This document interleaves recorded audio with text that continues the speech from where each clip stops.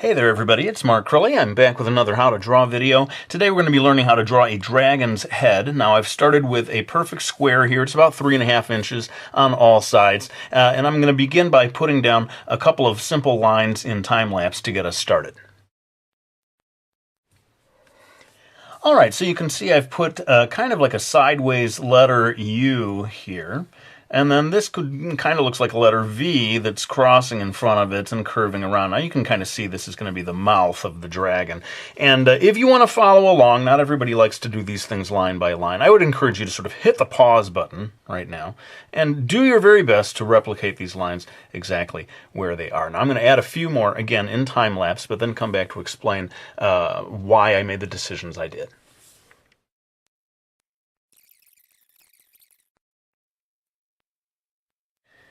All right, well, I went through quite a lot of stuff there, but I really think that some of it, in terms of like these extra horns, that's entirely up to you, right? I mean, you can do what you can add no horns there, you can have a whole row of horns, whatever you want to do, basically. But if you want a dragon's head that looks like the one that I'm going to be doing, you will want to pay attention to the shape of the mouth, which I had come across and sort of open up just a little extra. That was one I saw in an illustration that I thought added a cool little element of realism to the mouth. And then also these added lines here are going to be used later on for sort of dividing the surface of the skin into different sections. So let's go ahead now and get into adding a little more detail throughout. I'm going to begin by adding a snout. Is that what that's called? Nostril? Maybe it's just a nostril.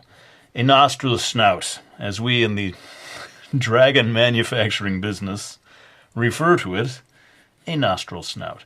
In fact, why don't I zoom in, actually? I'm going to zoom in bit by bit so that you can see the details of what I'm doing. All right, so I've come into this snouty area, and I'm adding this nostril here. I saw different artists were coming up with different ways of doing the nostril. Some of them, they don't really protrude from the rest of the snout, but I sort of like the ones that do. And so I'm adding this, and you can see that the nostril itself is quite small. The version that I'm doing kind of narrow and hooking around. It almost looks like an apostrophe, like a reverse but apostrophe or something along those lines. Now I found as I was studying dragons' heads that the ones that I liked most made a point of dividing the surface into different sections. And so you can see that across here, this line is not the actual line of the mouth. It's down here. I'll just sort of dash in here real quickly. This is where the teeth are going to be, right? I'll do that, in better detail later on. But there's this whole second section that I've added in here, mainly just for the look of it. And I'm going to also create a secondary ridge here that adds definition to the upper edge of the snout as it comes across. And then here, like I said, I imagine this almost as like a forehead, a brow that's coming down. I always like when the a dragon's eye looks a little angry, just to add to that intensity of, giving it some character almost. And so coming across here, I'm going to rope off a whole little section here that's going to be mainly dedicated to wrinkles that surround the eye. It's kind of fun once you decide where the basic idea of where those wrinkles go. You can kind of just start dashing in lots of lines. Although I noticed that the more tightly packed wrinkles seem to occur closest to the eye, and then they sort of widen out a little as they go along. And I'm even going to create a secondary subsection. What's me with all my sections and subsections? And we're going to subdivide this section into another section. This actually, for me, just sort of the whole surface of the dragon's head looks more solid if it's divided into different sections that have different textures. Now, at the end of the video, or more toward the end of the video, I'm going to actually get into the details of adding scales and so forth. But this kind of gives you the basics of that upper area. And I'm going to shift the focus of the camera now so that we can get into drawing the teeth. All right, so we can maybe think of this banded area here as almost like a lizardy lip of some kind. And then below it, I'm going to indicate a very thin, narrow area of what you might call the gum line. And it follows along to this, like I said, this sort of unusual mouth shape, the way it changes a little in the back. That's just something I saw that I liked. And then I even created, I thought to add a little bit of webbing almost back here. Somehow adds an element of realism for it, in my eyes anyway. And so what I'm going to do now is start to add the teeth. Now for reference on the teeth, of course I was looking at illustrations of dragons, but I also found a photo of a sort of like a museum recreation of a T-Rex, the head of a T-Rex. And one of the interesting things that I noticed about that was that the teeth were kind of unevenly spaced, and there wasn't a perfect order to them. In terms of some being larger and some being smaller. It didn't go like large and then smaller and smaller. It wasn't perfect like that. It was sort of irregular in a way that I liked. I thought it looked kind of cool, and I thought, hey, you know, if this is for like a museum, this comes from actual dinosaur teeth that they found, right? So I'm always looking for a feeling of authenticity, and I think when you borrow things from the natural world, your fantasy characters will look more and more real. So notice like this big gap in the gums, and that sort of surprised me because I thought, I don't know if I had ever noticed that about T-Rex teeth, that they can be unevenly spaced like this. And who knows, with my luck, I was looking at a bad museum reproduction, and in the comments section they will be like, Mark, T-Rex's teeth are very evenly spaced, you totally blew it. In any case, that's kind of what I decided to incorporate into that upper area. And down here, I'm going to go ahead and do the lower teeth first here. But you know what, just to save time, I'm going to do this in time-lapse. You've already seen in real time my approach to adding the upper teeth, and the lower teeth are almost the same. All right, so you can see I added the lower teeth here, and just one little note I noticed, again, from the T-Rex, the lower teeth were considerably smaller than the upper teeth. And what I'm going to do is come over here and add the sort of teeth on the other side of the upper jaw. Is that right? The upper jaw. That sounds like a small town in Canada, Upper Jaw. Yes, I was born and raised in Upper Jaw. That is not a Canadian accent. Guys, don't make me do a Canadian accent. I'm going to little by little alienate every viewer I have in every part of the world. In any case, we're kind of wrapping up this part of it, and I will, of course, be doing a lot more shading as we reach the end of this video. But I want to do shift the focus of the camera yet again so that we can pay attention to the horns. All right, well, I'm going to try to move through this pretty quickly. The horn of the dragon can be drawn in a wide variety of ways, and I settled on one that's a little unusual. In fact, if I had to predict there's one thing that some people won't want to emulate, it's the way that I do the horns here, because it's a little unusual, and I only saw it in one or two versions of the dragon illustrations that I looked at, but I thought it was kind of cool, and I thought it would be more interesting to teach this way than to do something that looked kind of like a cow horn, or something like that, which I think, pretty much anybody can learn from studying photographs. This, what I noticed, it sort of had like a triangular aspect to it, and it was broken into these little subdivided parts. And then what I was looking at actually was not even an illustration, it was more like a sculpture of a dragon's head, and it broke into these little bits, that sort of seemed to fit one inside the other, almost. And one of the cooler little detailed aspects of it that I noticed was that some of the, what are these? Vertebrae?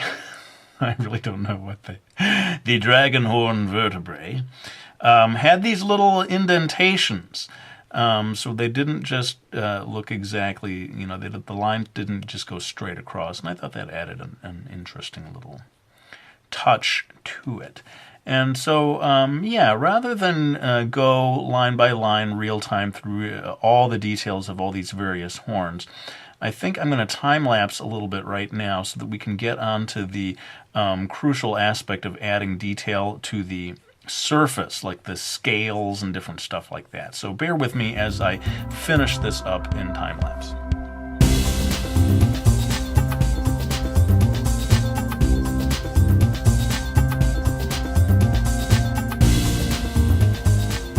All right, well, you can see I added a bunch of these sort of smaller horns. To me, they're almost like decorative horns that just add a cool little look. You can put them along the top near the eyes. You can get them down here by the chin and even down near the throat. And it just sort of finishes things off a little. Now, I have what I've done as I've prepared to work on the skin is I have sort of divided the surface of the skin into two different types of surfaces, one of which I refer to in my own strange little mind as snake belly skin. And what I mean by that is there's these lines like this that sort of breaks up into bands. There's this banding quality. I call that snake belly skin. It's copyrighted. Don't you dare use the term without my permission in writing. You are contractually bound. Snake belly skin. And then I'm adding a little more of that snake belly skin up here. And the reason that I came up with that term was to sort of differentiate it from the more common, I guess we would just call it lizard skin. And by that I mean the stuff that's really divided into these smaller little subsections. I'm going to start doing this right now in real time, but I think I better do some of it in time lapse. In fact, I'm pretty sure I need to zoom in so that you can see the details of it. So you see, I've taken this area and kind of filled it in with little pebbly-looking scales. It's really quite random. There's no system to it the way I do it. Just sort of fit them together, interspersing smaller areas with larger areas. I probably, if I were more serious about this, I probably would devise a system based on actual lizard skin. But there's a limit to how geeked out I'm going to get about drawing this dragon's head. I think, part of the fun is that it's a fantasy character that you can invent and you can make it your own and not get too hung up on, is this officially acceptable to fans of dragons who've studied all this, the lore and so forth. I believe in people doing their own thing. So what I'm going to do now is begin to show you my technique for adding further definition to these scales. And to me, deciding that the light source is here from the upper left, that means that every scale is going to get a little bit more darkness on the lower right. And the more of this you do, the more patient you are about adding this kind of thing, the more three-dimensional, the more solid that surface is going to look. You just need to be consistent all the way across, always adding that darkness on the lower right-hand side. Or, if you decide the light is coming from the other side, it would be the lower left, or even the upper left if the light's coming from below. I think you get the idea. Sometimes I just take these ideas and beat them into the ground. Now, if the light is coming from the upper right, then that means... In any case, I forgot to mention, I did a little bit of the sort of snake belly effect here along the nostril. That was just a choice of mine. I'm always trying to define the surfaces, and I find that lines, especially banding lines like this, can help to indicate the actual surface, the direction that skin is sort of being pulled in. And I think before I make this into another incredibly long video, which it already is, I'm going to have to pull back and do my trusty black Prismacolor to do some final lines, and maybe we'll have just one last section on shading.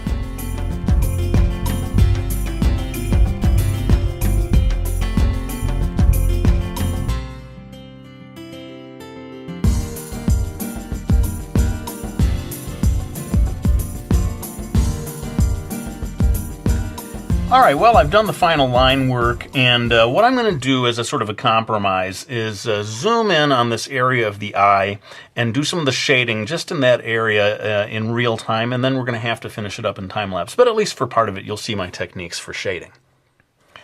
All right, so I'm going to begin by going in a little here and doing the eye. I noticed a lot of people would give the dragon eye, the typical dragon eye would have this very narrow, vertical, crocodile-like stripe in the middle of it, and that was the sort of basic approach to drawing the dragon eye. Now, a lot of people would almost have like the whites of the eyes, or the yellow section where the whites of the eyes would be, and for some reason I'm not crazy about being able to see the interior of the eye really clearly. And so you can see what I'm doing here is I'm using the black Prismacolor to sort of darken up that little pupil, I guess it is, that sort of vertical area.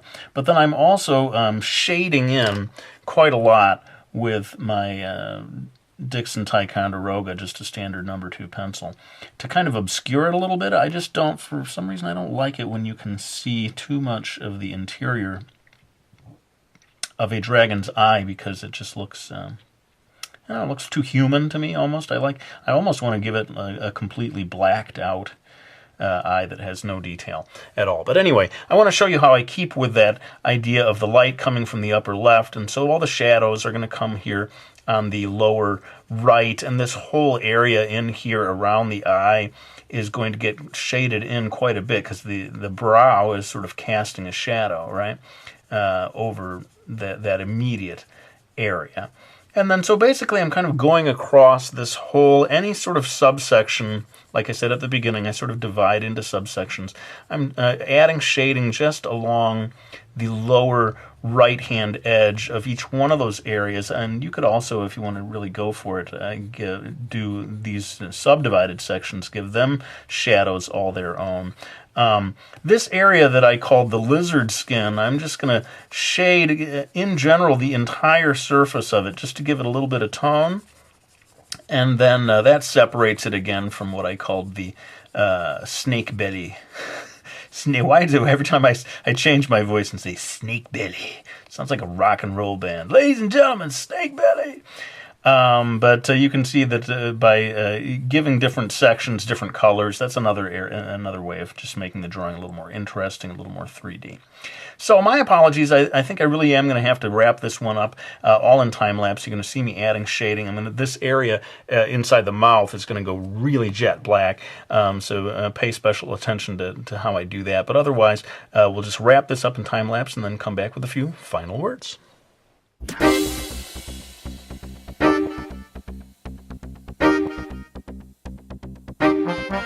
All right, well, we're pretty much done with this one. I want to show you one last little trick for finishing off your illustration. If you take your eraser and run it along some of these sections and erase away, you can create a sort of three-dimensional quality. It sort of adds a shimmer to it. See how that happens?